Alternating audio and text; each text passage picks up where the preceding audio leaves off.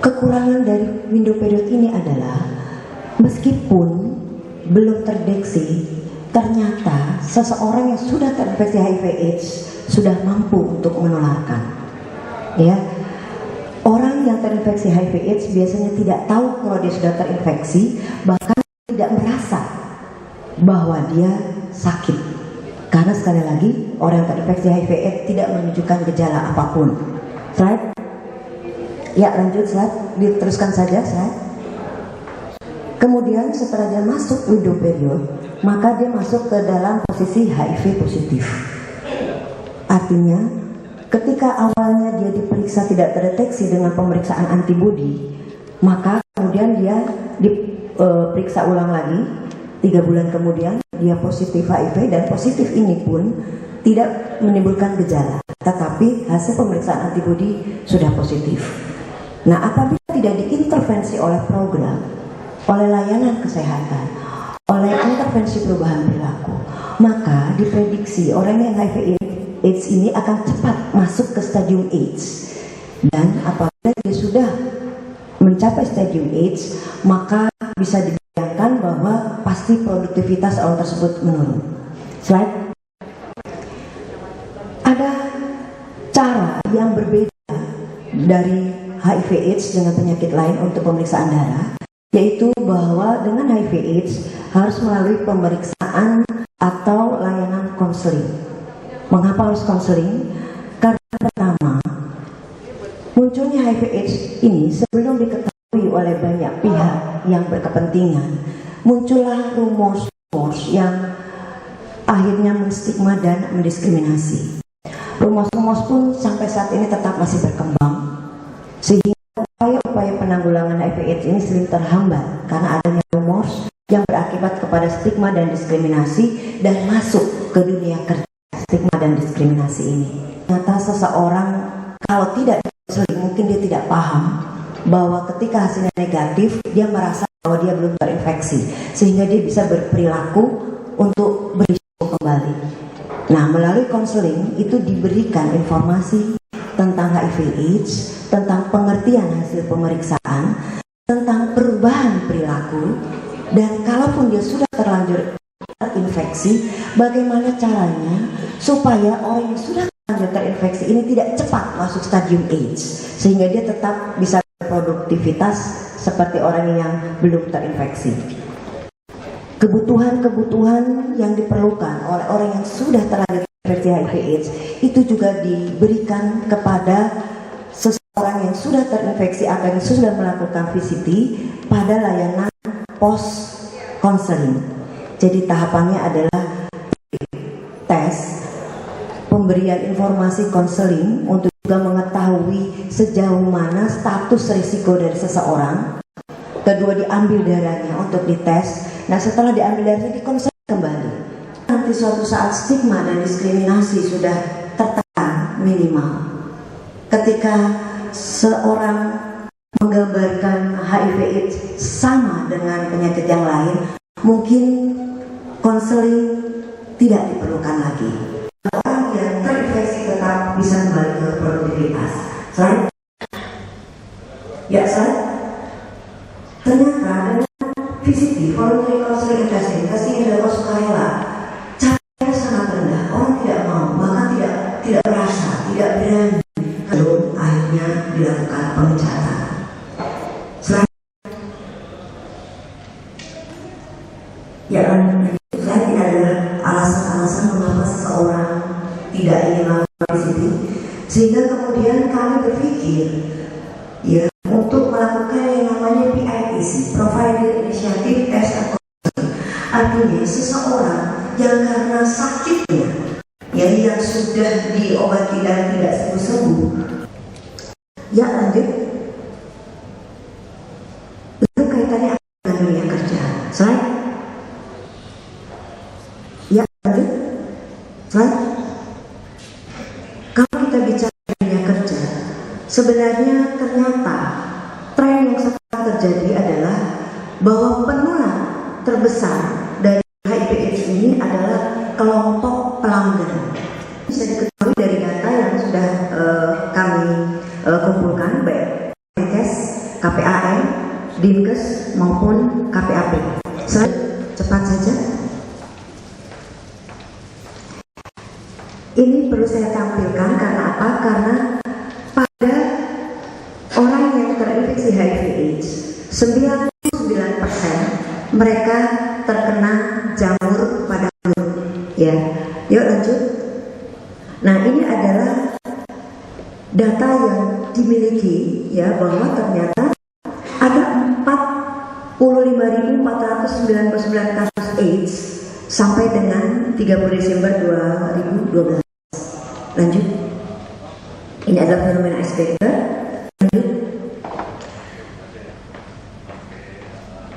Tanpa kita sadari ternyata dalam 10 tahun terakhir ya, bahkan mungkin sejak kasus HIV/AIDS ini ditemukan, Jakarta selalu menempatkan posisi 3 besar pada level yang namanya epidemi terkonsentrasi, yang artinya bahwa pada kelompok populasi yang menjadi kunci terjadinya penularan itu di atas 5%. Nah, populasi kunci ini adalah kelompok yang diduga memang mempunyai perilaku berisiko untuk terjadinya penularan. Kedua, waria.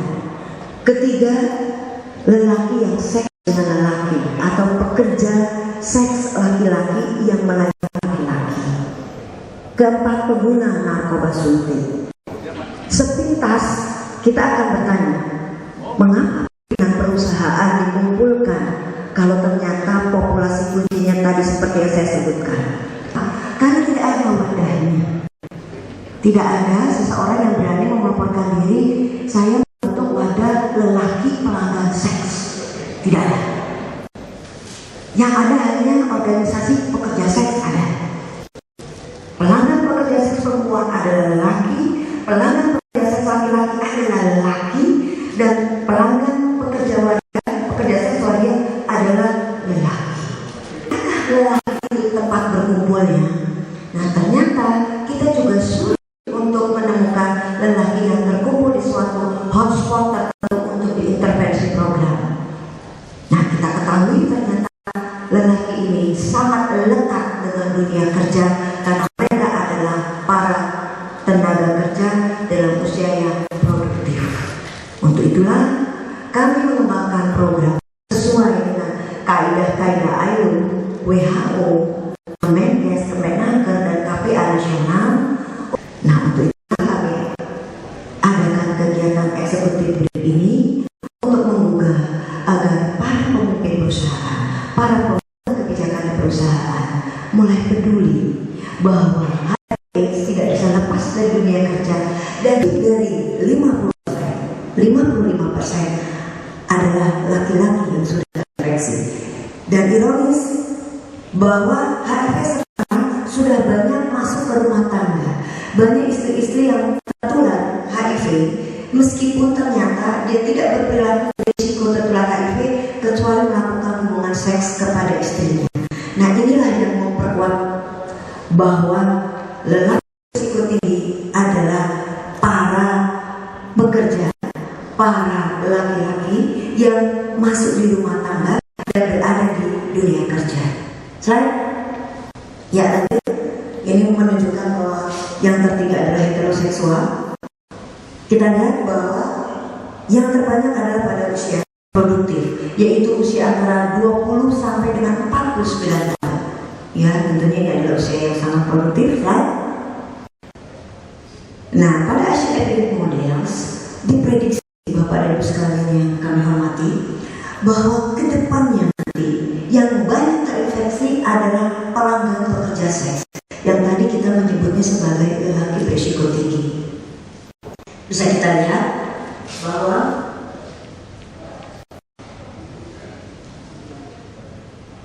diagram ini adalah menunjukkan prediksi lelaki yang berisiko tinggi. Ya, dia melonjak tajam. Ya, kita akan terlambat mengatasi ini apabila kita tidak memulai program penanggulangan HIV/AIDS di perusahaan, ya, khususnya di Jakarta ini. Ini adalah berdasarkan pekerjaan. Kita lihat Bapak dan Ibu sekalian bahwa ibu rumah tangga cukup tinggi yang tidak diketahui ini dilaporkan adalah karena dia tidak mengisi pekerjaannya, ya. Kemudian kita lihat tenaga profesional karyawan menempati urutan keempat, ditambah lagi mungkin ada pegawai negeri sipil yang tidak lepas juga dari dunia kerja. Kemudian mungkin juga ada supir yang tentunya bekerja di bawah perusahaan, ya. Tenaga profesional medis mungkin ada juga di perusahaan, ya. Pramugara, pilot, semuanya ada di perusahaan. Nah, ini adalah data yang kami sajikan STBP, Survei Terpadu Biologi Perilaku, yang membandingkan antara tahun 2007 dan 2012, di mana mohon kami memberi perhatian yang cukup bahwa pria potensial tadi, lelaki yang berisiko tinggi, ini kenaikannya adalah 700% dari 0,1 sampai dengan 0,7%. Ya, jadi seluruh data, seluruh fakta di lapangan menunjukkan bahwa kita tidak boleh terlambat untuk mengintervensi lelaki berisiko tinggi yang terhadap upaya-upaya penanggulangan HIV/AIDS. Ya, ini adalah perbandingan antara yang HIV dan AIDS, di mana kalau di tahun 2005 angka yang AIDS jauh lebih tinggi. Kenapa? Karena mereka belum terdeteksi. Mereka tahu terkena AIDS karena infeksi oportunistiknya. Ya, tetapi kalau saat sekarang yang lebih banyak adalah yang HIV. Mereka belum timbul gejala, tetapi mereka merasa berisiko, mereka periksa dan mereka HIV. Sehingga upaya-upaya untuk menghasilkan seseorang yang terinfeksi HIV masuk ke stadium AIDS bisa dilakukan. Bagaimana mencegah? Sebenarnya mudah. Yang penting tidak melakukan kegiatan yang berisiko tinggi.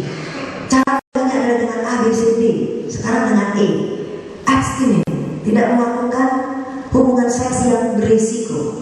Kedua, be faithful, saling setia. Ketiga, use kondom.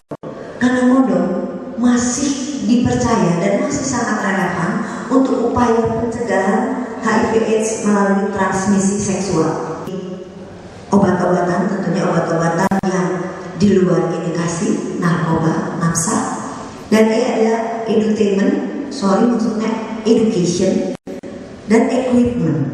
Bagaimana memfasilitasi peralatan yang steril, bebas dari pencemaran HIV/AIDS, dan melakukan edukasi, pemberian informasi yang terus-menerus bahwa HIV/AIDS itu perlu dilakukan sedini mungkin. Ya, 39 juta orang ya di dunia terinfeksi HIV, dan 25 diantaranya adalah pekerja. Lebih dari 50% adalah pekerja. Selain ini adalah kasus-kasus di tempat kerja, ya, bahwa 95% dari mereka yang terinfeksi dia tidak mengetahui status HIV, dan dia setiap hari mungkin menularkan kepada orang-orang yang dia cintai. Selain di Asia sendiri sudah 10,5 juta orang terinfeksi HIV, dan 9 dari 10 adalah orang dewasa dalam usia produktif. Selain ya, ini adalah orang yang rawan terinfeksi HIV/AIDS. Pelanggan ini adalah kembali kita tempatkan sebagai lelaki yang berisiko tinggi. Selain ini adalah fokus untuk sektor usaha, tidak mengeneralisir, tidak menuduh, tidak mencurigai, tetapi mencegah, ya. Slide. Nah, ini adalah kecenderungan para pekerja yang bisa berisiko. Sekali lagi, ini berdasarkan dari fakta-fakta yang berada di lapangan. Slide. Nah, dampak HIV/AIDS bagi perusahaan. Silakan slide. Kita akan percepat. Ya, dampaknya adalah ada konflik, ada kekacauan, menurunkan kualitas, ya. Perusahaan juga akan banyak mengeluarkan energi, biaya yang mungkin seharusnya tidak dikeluarkan apabila upaya penanggulangan HIV/AIDS ini bisa berjalan, ya. Dan tentunya dampaknya yang tadi mengurangi produktivitas. Kita cepat saja tolong operator. Ya, nah ini adalah skema di mana ketika orang terinfeksi HIV/AIDS akan berdampak pada keuntungan perusahaan. Ya. SDM menurun, kinerja yang menurun, pengeluaran yang meningkat, produktivitas yang menurun, ya, sehingga biaya investasi menurun, ya, karena produktivitas menurun, mungkin penjualan menurun, sehingga akan berdampak pada keuntungan perusahaan yang menurun. Slide. Ini adalah skema bagaimana kalau perusahaan tidak ada program, ya. Nah, kalau ini sudah mulai program sejak dini, dan kalau ini sudah terlambat, kalau sudah ditemukan kasus-kasus HIV/AIDS di perusahaan baru membuat rencana program, ini program terlambat. Tetapi masih lebih baik ketimbang tidak ada program sama sekali. Slide. Ya, lanjut. Sebenarnya sudah ada kesepakatan tripartit yang dilakukan di Sentani, dari Kabupaten Sentani, yang waktu itu mendeklarasikan bagaimana program-program ini bisa dilakukan di perusahaan. Slide. Ini adalah landasan hukumnya. Slide. Ini adalah kaidah-kaidah yang dituangkan dengan kami hormati Wakil Gubernur Provinsi DKI Jakarta tiba di tempat bicara.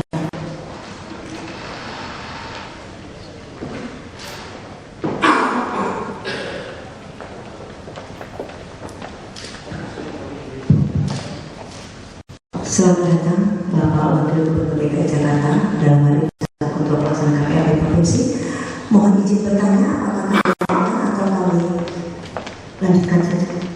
Baik. Slide. Ini adalah contoh komitmen dan keputusan Kemenaker yang sudah disebarkan kepada perusahaan-perusahaan. Namun apabila ada perusahaan yang belum memiliki, bisa berhubungan dengan kami atau kepada Dinas Tenaga Kerja. Slide. Ya, lanjut slide. Ini ada sampaikan bahwa nanti pada tanggal 3 Desember akan ada pencanangan atau launching kegiatan VCT at Works. Diharapkan Bapak dan Ibu pemimpin perusahaan di sini, yang 100 perusahaan ini bisa berkontribusi sehingga stigma dan diskriminasi begitu lengkap. Kemudian masa perjalanan virus ini, ya, adanya masa window period, ya, yang memungkinkan seseorang tidak terinformasi ketika ternyata hasilnya non reaktif. Dia mengalami VCT ini memang awalnya diperuntukkan kepada orang-orang berisiko tinggi, tetapi ternyata itu tidak mengatasi permasalahan sehingga VCT ini dikembangkan kepada seluruh masyarakat. Ya, terima kasih atas perhatiannya. Wassalamualaikum warahmatullahi wabarakatuh.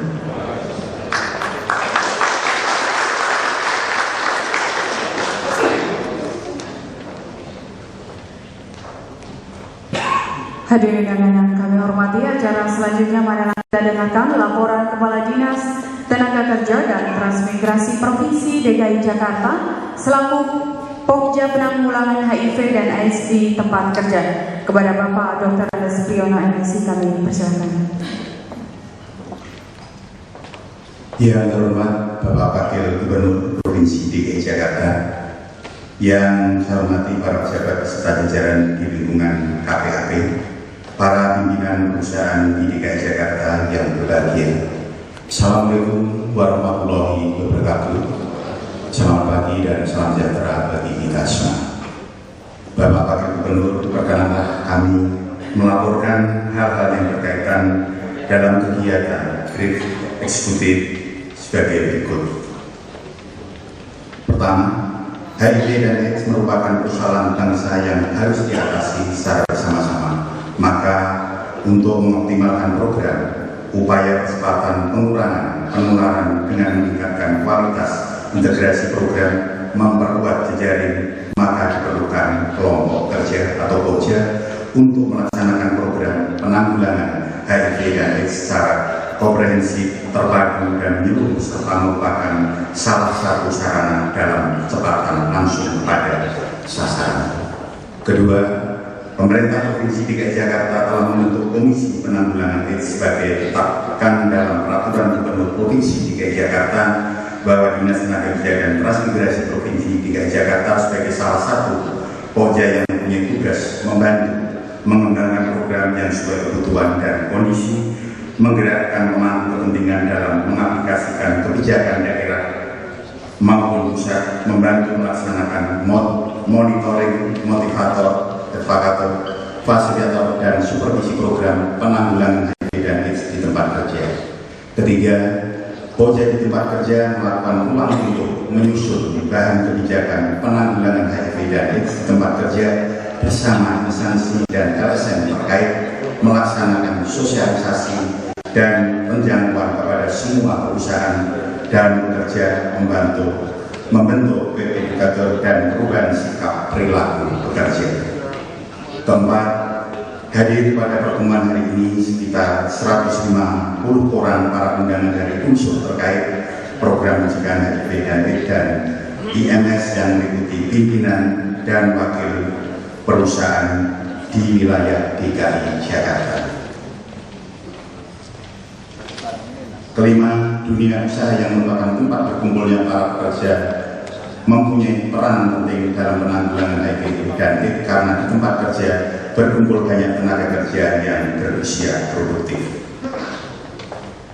Keenam, Komisi Penanggulangan AIDS Provinsi DKI Jakarta memandang perlu melaksanakan kegiatan eksekutif RIP ini sebagai langkah untuk mendorong agar dunia usaha lebih berpartisipasi secara aktif dalam upaya pencegahan dan penanggulangan HIV dan AIDS di perusahaan masing-masing. Demikian laporan yang dapat kami sampaikan, dan selanjutnya kami mohon dengan hormat perkenan Bapak Wakil Gubernur Provinsi DKI Jakarta selaku Ketua Pelaksana KPAP untuk memberikan arahan, dukungan, dan motivasi kepada kita semua sekaligus membuka acara eksekutif RIP pada 100 perusahaan di DKI Jakarta tahun 2013 secara resmi. Terima kasih. Wassalamualaikum warahmatullahi wabarakatuh.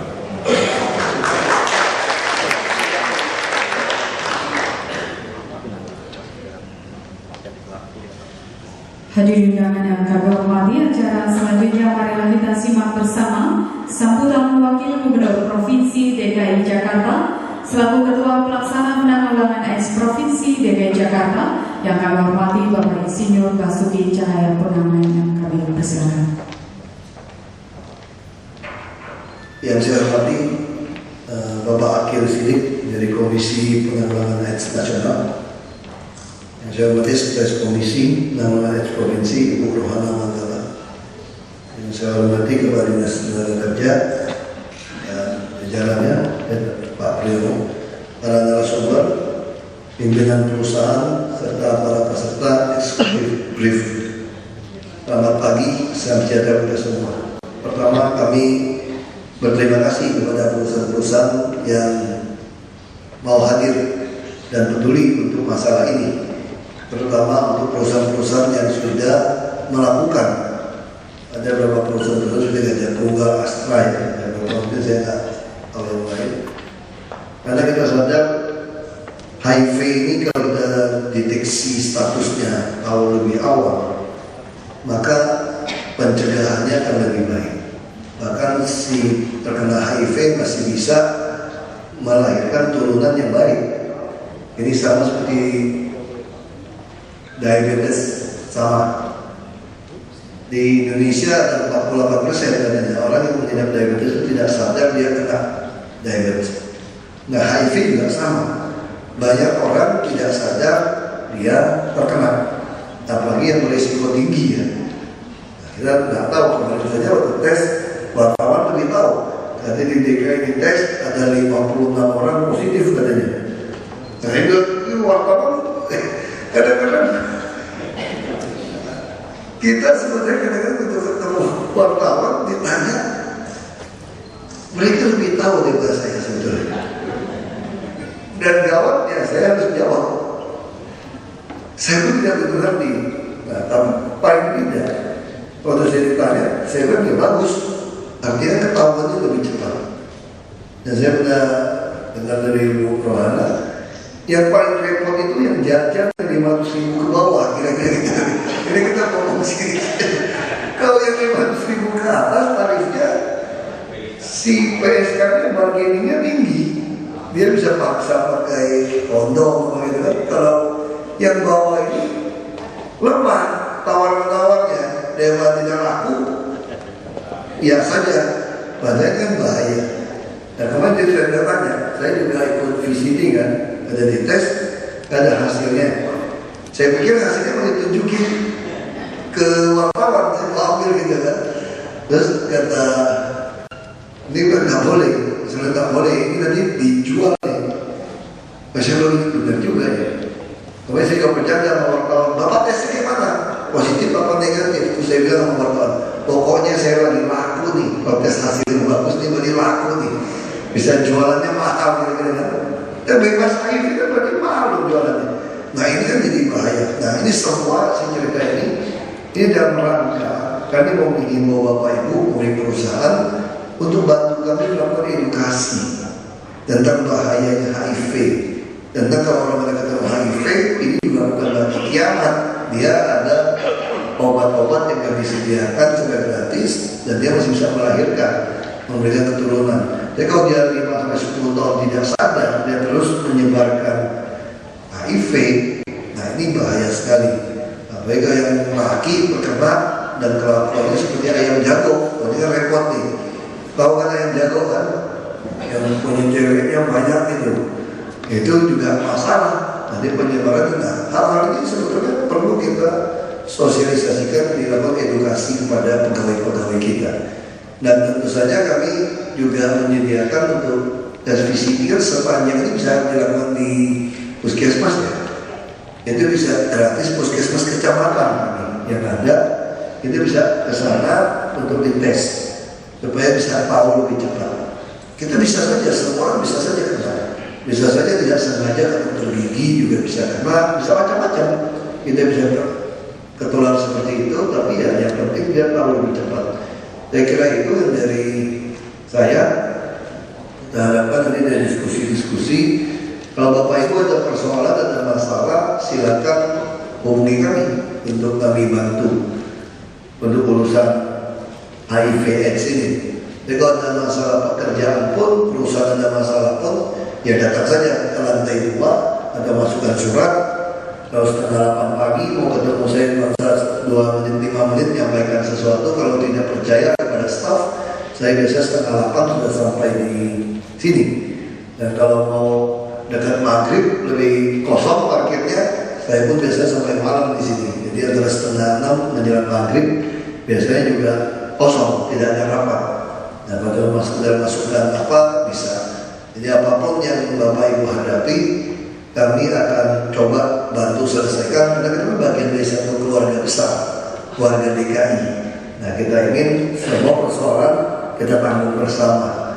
Karena tiap-tiap perusahaan, istilahnya tiap-tiap keluarga punya kesulitan masing-masing kan. Nah makanya kita perlu kerjasama.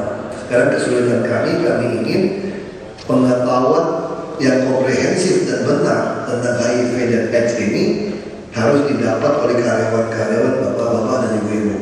Nah ini penting supaya kita pencegahannya, kebijakan yang kami buat juga lebih baik. Jadi orang yang kena HIV mau dipecat, sama wartawan sama saya.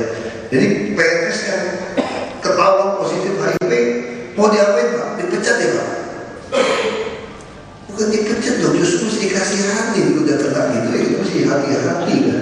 Keluarganya, istrinya, atau anaknya itu mesti hati-hati. Dan biasa kalau ibu-ibu kejangkit kan pasti dari bapaknya. Nah, saya belum tahu, belum pernah ada laporan bapaknya kejangkit ketular gara-gara ibunya gitu ya. Tapi di zaman emansipasi bisa saja terjadi kan. Itu tidak tahu di dunia seperti ini. Tapi yang penting dites saja. Ada tes negatif, jangan senang dulu. Masih tunggu 3 bulan kalau Anda berisiko tinggi kan. Bisa saja belum berkembang. Nah jadi ini perlu kan Bapak Ibu, ini karyawan dia masing-masing jadi tahu dia berisiko tinggi atau tidak. Dengan pacarnya berapa banyak, atau dia suka jajan atau tidak, kan dia langsung bisa sadar atau dia pakai jarum suntik atau tidak. Nah ini yang perlu kita sampaikan. Sekali lagi terima kasih untuk kesediaan waktunya untuk hadir untuk kita diskusi seperti ini.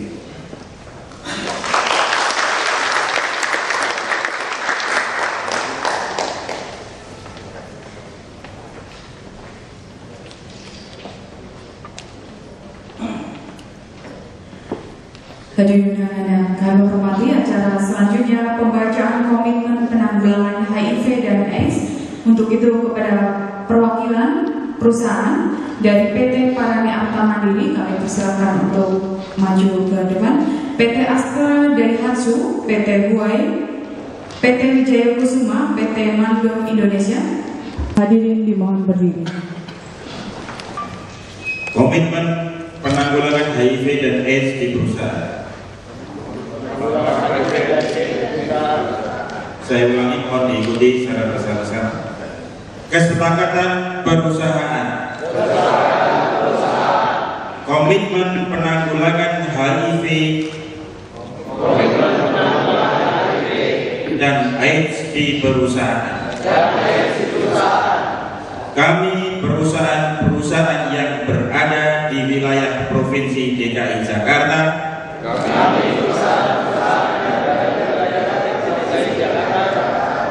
dengan ini menyatakan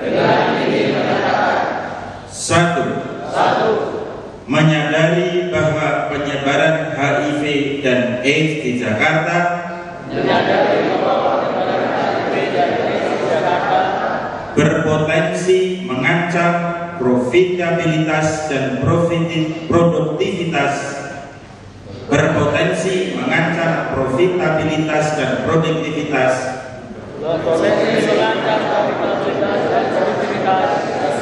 dunia usaha serta kesehatan pekerja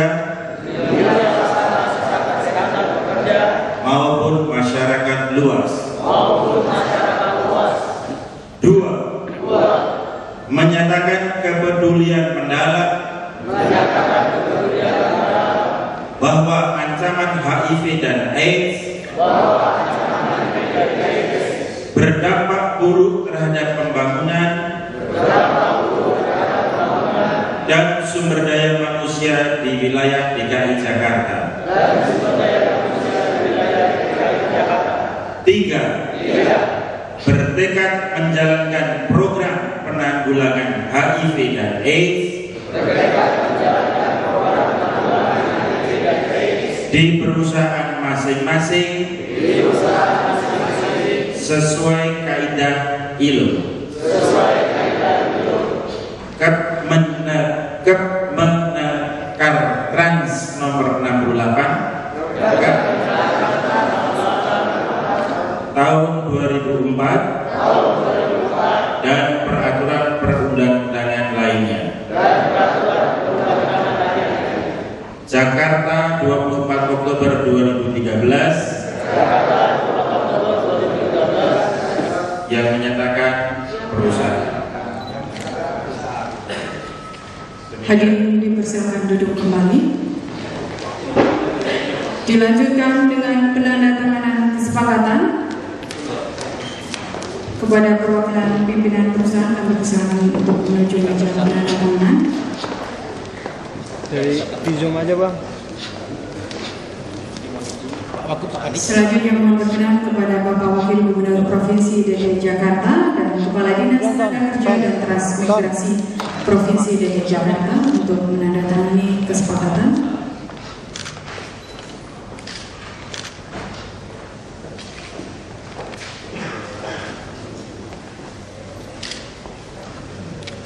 Tanda tangan.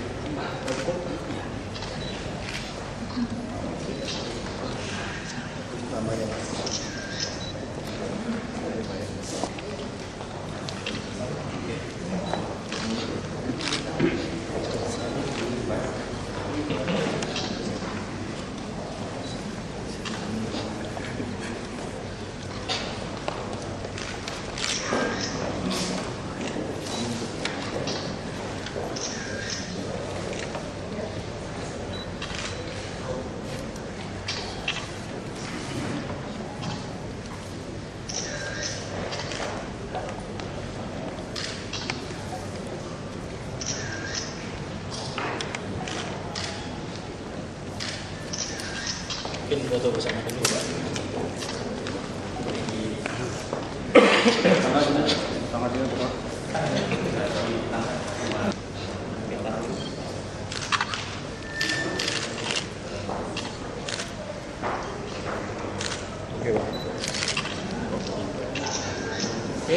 Oke. Udah belum?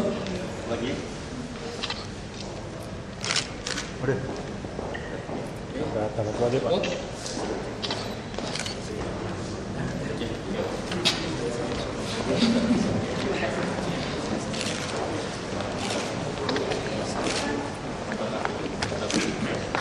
Pak.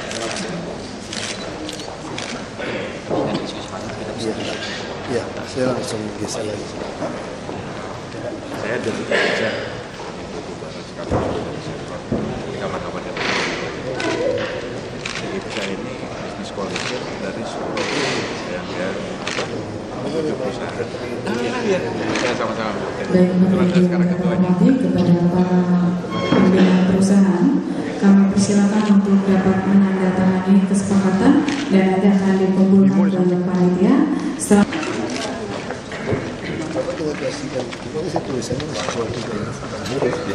Sama LED. Baik, Bapak Ibu hadirin yang kami hormati, acara selanjutnya marilah kita dengarkan bersama penyampaian materi oleh Bapak Ramdan dari PT Gajah Tunggal tentang sharing experience perusahaan yang sudah melakukan program penanggulangan HIV dan selanjutnya kami persilakan. Itu tadi kita mau kasih bus, nanti sepanjang membangun MRT kita mau kasih bus gratis dan mungkin mesti menggunakan stiker berbayar dan motor tidak boleh masuk supaya kepadatan di jalur lambatnya berkurang. Kita lagi mau beli nih sama minta dari swasta.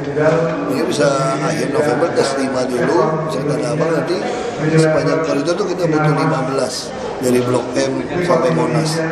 Untuk kapasitas berapa Pak? Bus tingkat Itu bisa bis tingkat ya Pak? Iya. Untuk bisa mengangkut berapa? ya kan? Sekarang juga masih ada MRT kan.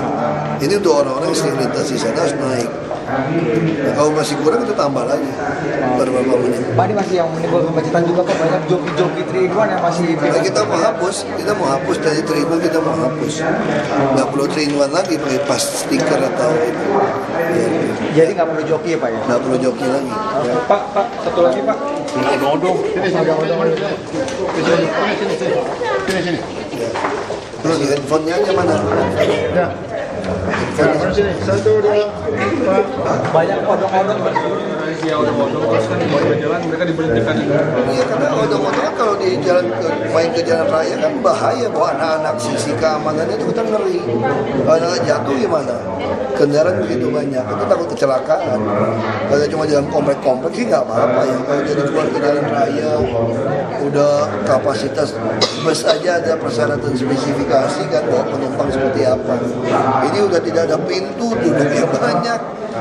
Dia jatuh sih bukan masalah, kalau ditabrak mobil gimana? Jadi dia bilang kalau udah kecelakaan, bilang kami tidak menahan lagi. Seperti itu. Untuk dihilangkan ya Pak? Ya kan kalau dia mau di kompleknya sih silakan ya. Kalau udah main ke jalan raya kan ada aturannya. Kendaraan penumpang ada aturannya. Kamu mau mobil 6 orang 7 orang ditangkap polisi walaupun sedan. Karena sedan penumpang itu ditulisin hanya untuk 5 penumpang, 7 penumpang itu ada aturannya. Odong-odong itu kan nggak jelas. Nggak ada aturan spesifikasi. Pak, salah satu penyelewengan anggaran itu karena adanya kurang pemahaman PNS soal tertib administrasi Pak, itu benar nggak? Pak. Kalau kurang pemahaman terhadap administrasi tidak mungkin ketangkap di PPATK dan kas dana kamu gede. Ya gini tuh Pak, kalau saya misalnya saya tidak ngerti administrasi ya, saya bodoh gitu ya, saya ketangkap. Tapi tabungan saya juga bisa saya buktikan kan aliran dana yang wajar. Kalau kamu gaji kamu cuma 10 juta lebih, transaksinya ratusan juta tiap hari, miliaran, itu mah bukan nggak ngerti administrasi, terlalu pintar administrasi namanya. Pak, kenapa kasus ini pengungkapannya baru sekarang? Karena saya tahu, saya tanya masa jaksa kan, saya sama jaksa dong, Itu saya apa tahu. karena disuruh aja untuk membuka luka lama apa gimana Pak? Kita nggak suka buka luka lama, sakit lah gimana. Oh, berarti nggak ada anggapan. Mana enak sih buka luka lama? Jadi juga. Kan kita sepakat rekonsiliasi. Gue mau foto lagi. Ayo. Udah ada rekonsiliasi Pak Guru, dia bilang kan yang lama nggak mau kami persoalkan lagi, tapi yang ke depan ini. Kalau aparat yang lakukan kan jaksa kan bukan di bawah gubernur, di bawah presiden. Kalau kenapa baru diungkapin sekarang itu apa nggak ada karena kerjasama kejaksaan sama Pemprov itu? Kita mau kerjasama dari dulu baik-baik. Oh, berarti kejaksaan itu sudah meminta secara langsung pada Bapak untuk melakukan pemeriksaan? Nggak ada. Nggak perlu permisi kami kok kalau jaksa mau periksa. Kalau kasus yang dibuka umumnya dari 2010 sampai 2012 Kalau jaksa mau periksa kami baru minta permisi sama presiden. Kalau mau periksa PNS nggak perlu permisi sama gubernur. Tapi itu lama-lama semakin naik Pak, dari lurah camat terus lama-lama Kasudin terus Terus meningkat dinas lagi. Dinas. Terus gubernur. Kalian itu lebih tahu, kayak kemarin tanya saya, katanya yang kena HIV positif 56 orang ya. Saya tanya sama Bu Rana nggak tahu. Saya bingung, wartawan pinter banget, pinter banget gitu loh. Pak, mau nanya Nggak tahu. kalau ngancam wartawan gimana Pak? Masa? diancam Pak, saya ditelepon Pak di Kasudin Kominfo Mas Jakarta Selatan. Masa sih? Iya Pak, saya dimaki-maki. Gara-gara kenapa? pemberitaan saya waktu sama Bapak ngomong bahwa yang tertangkap itu kan bagus itu supaya bisa seperti ada yang ngulang lagi. Terus saya langsung ditelepon besok paginya, saya diancam akan dituntut, dipenjarakan, dilaporkan ke kepolisian. Kenapa? Nggak jelas Pak, makanya saya bingung. Kan dia udah dapat Hanya tersangka berita kan? saya benar, hanya gara-gara running text di berita satu Kalau TV. di dalam sistem media, kalau dia itu kan mesti somasi, bukan cara ngancam begitu, ya kan? Kalau dia ancam gitu ya mungkin bisa ancam lapor polisi balik kalau merasa terancam. Udah pidana dong kalau ngancam-ngancam gitu kan. Dia nggak ngancam bunuh kan? Nggak ngancam bunuh. Cuma dia sampai neror saya SMS bahwa saya akan Kalau SMS bukan teror berarti. Kalau dia SMS pasti pakai nomor dia berarti bukan neror dong. Kalau neror itu nggak kelihatan siapa. Berarti dia cuma gertak kamu aja dia kalau gitu. Kalau orang mau neror kan nggak kasih nomor. Nah, kalau ini cuma gertak doang, nggak usah takut. Iya Pak, makasih Pak. Itu katanya untuk penertiban topeng monyet itu pawangnya mau dikasih uang dana 1 juta, itu dari mana sih Pak? Aku nggak tahu loh tuh. Kayaknya dari dana ini kan dari dinas peternakan kali ya mungkin. Saya nggak tahu. Saya Pak Gubernur, karena belum ketemu Pak Gubernur saya. Soal topeng monyet. Pak Gubernur udah bilang kan, kasihan monyetnya lebih kurus daripada beliau.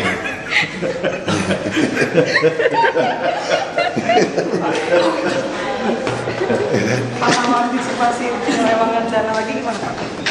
Antisipasi Pak? Saya kira Jangan dibajak. Saya kira BPKP, KPK, PPATK, Jaksa, semua kan udah komitmen kan untuk membuat Jakarta ini zero korupsi gitu loh. Dan Jakarta dijadikan barometer. Itu yang mereka selalu harapkan, ICW semua. Mereka selalu masuk ke DKI karena mereka merasa kali ini DKI pasti bisa karena pimpinannya mau kerjasama gitu.